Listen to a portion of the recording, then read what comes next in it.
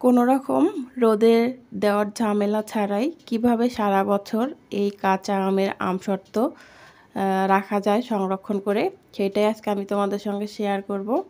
তো হ্যাঁ বন্ধুরা, কেমন আছো তো আমরা সবাই? আশা করি যে যেখানে আছো ভালো আছো, সুস্থ আছো।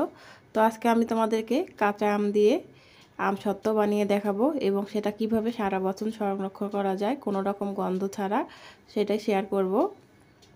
আশা করি ভিডিওটি না টেনে আমার সঙ্গে থাকবে। আর ভিডিওটি ভালো লাগলে বেশি বেশি করে লাইক, কমেন্ট, শেয়ার এবং সাবস্ক্রাইব করে দিও।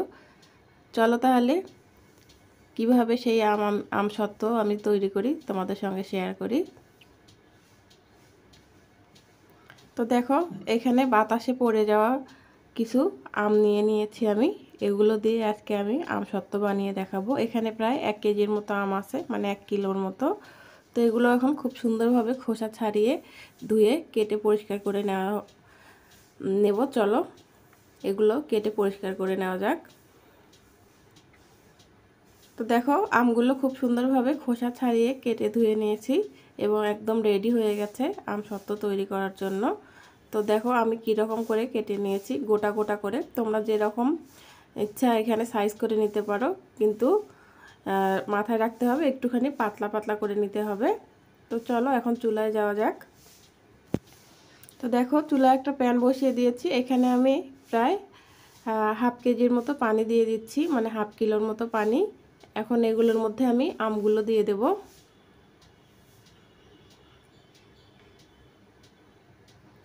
আর এখন দিয়ে দিচ্ছি 1 চা চামচ পরিমাণে লবণ।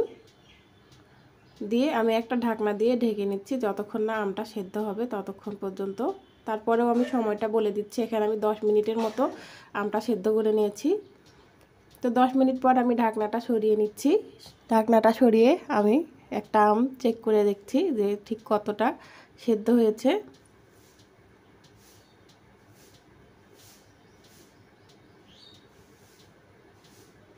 তো আমটা কিন্তু খুব সুন্দরভাবে সেদ্ধ হয়ে গেছে। এখন আমি চুলা থেকে নামিয়ে এগুলো ঠান্ডা করে নেব। 2-3 বার আমি ঠান্ডা পানি দিয়ে ধুয়ে নেব। তো 2-3 বার আমি পানি পাল্টিয়ে পাল্টিয়ে ধুয়ে নেওয়ার পর এখন একটা ব্লেন্ডারের জারের মধ্যে নিয়ে নিচ্ছি। একটা ব্লেন্ডারের মধ্যে নিয়ে আমি এখন এগুলো ব্লেন্ড করে নেব। তোমরা চাইলে কিন্তু এটা ছাঁকনির সাহায্যেও ছেঁকে নিতে পারো, চেপে চেপে। তো দেখো, ব্লেন্ডারে খুব সুন্দরভাবে ব্লেন্ড করা হয়ে গেছে। আমের পিউরিটা ঠিক কতটা পারফেক্টলি হয়েছে। তো এখন এগুলো দিয়ে আমসত্ত্ব বানানোর প্রসেসিংয়ে যাব। দেখো, চুলায় আমি ফ্রাই প্যান বসিয়ে দিয়েছি আর এখানে আমি 500 গ্রামের মতো চিনি দিয়ে দিচ্ছি। এই চিনিটা আমি ক্যারামেল করে নেব, তাহলে কিন্তু রোদে দেওয়ার কোনো প্রয়োজন হবে না। তাহলে কিন্তু রোদে দেওয়া ছাড়াই এটা খুব সহজেই শুকিয়ে যাবে। তো তোমরা জানো ক্যারামেল একটুখানি ঠান্ডা হলে কিন্তু শক্ত হয়ে যায়, সেই জন্য কিন্তু ক্যারামেল করে নিচ্ছি, তাহলে কোনো রোদে দেওয়ার ঝামেলা থাকবে না। খুব সহজেই কিন্তু ফ্যানের নিচে এগুলো শুকিয়ে আমসত্ত্ব তৈরি করা যাবে। তো দেখো, ক্যারামেলটা তৈরি হয়ে গেছে। এখন এই পর্যায়ে আমি আমের পিউরিটা দিয়ে দিচ্ছি।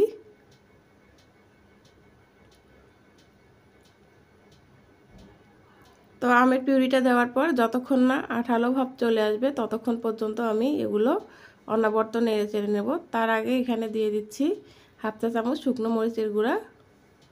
তোমরা চাইলে এখানে শুকনো মরিচের গুঁড়োটা স্কিপ করতে পারো, চিলি ফ্লেক্সও দিতে পারো। তো দেখো, নাড়তে নাড়তে এক পর্যায়ে কিন্তু আঠালো হয়ে যাবে। দেখো, তোমাদেরকে আমি দেখিয়ে দিলাম কিভাবে ঠিক কেমন অবস্থাতে এটা নামাতে হবে। তো এখন এই পর্যায়ে তোমরা যদি 1 চা চামচ ভিনেগার দাও, তাহলে কিন্তু সারা বছর কোনো গন্ধ ছাড়াই কিন্তু আমসত্ত্বটা সংরক্ষণ করে রাখতে পারবে। যেহেতু আমার সারা বছরের জন্য এতটুকু আম দিয়ে সংরক্ষণ করা হবে না, চুলা থেকে নামিয়ে নিতে নিতে কিন্তু শেষ হয়ে যাবে। সেই জন্য আমি আর এখানে আলাদা করে ভিনেগার দিলাম না। আর দেখো, এখন একটা আমি স্টিলের প্লেটের মধ্যে একটুখানি তেল ব্রাশ করে নিয়ে নিলাম। নিয়ে এখন আমসত্ত্বর যে পিউরিটা আছে সেটা আমি দিয়ে পুরো প্লেটে ছড়িয়ে দেব।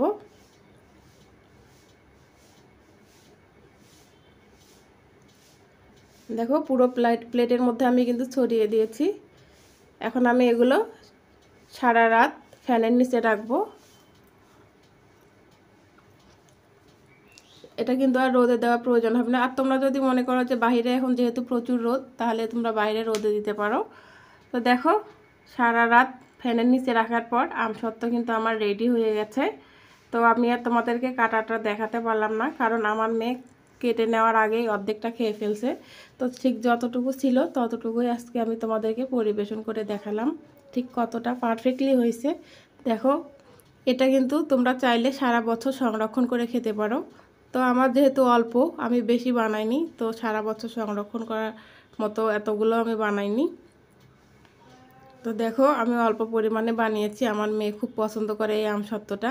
বাজারেও কিন্তু অনেক আমসত্ত্ব কিনতে পাওয়া যায়, কিন্তু আমি মনে করব এখন যেহেতু ঝড় বৃষ্টির সময় আমসত্ত্ব বাসায় বানিয়ে বাচ্চাদেরকে খাওয়ানোর জন্য। প্রচুর রোদ আছে, আর এখন রোদ ছাড়াই কিন্তু তোমরা এটা তৈরি করে নিতে পারবে। যে কেউ একবার দেখলেই কিন্তু তৈরি করে নিতে পারবে মজাদার এই আমসত্ত্ব রেসিপিটি। তো কেমন লাগলো অবশ্যই কমেন্টের মাধ্যমে জানাবে। দেখা হবে নতুন আরেকটি ভিডিওতে। আজকে এই পর্যন্তই। আল্লাহ হাফেজ।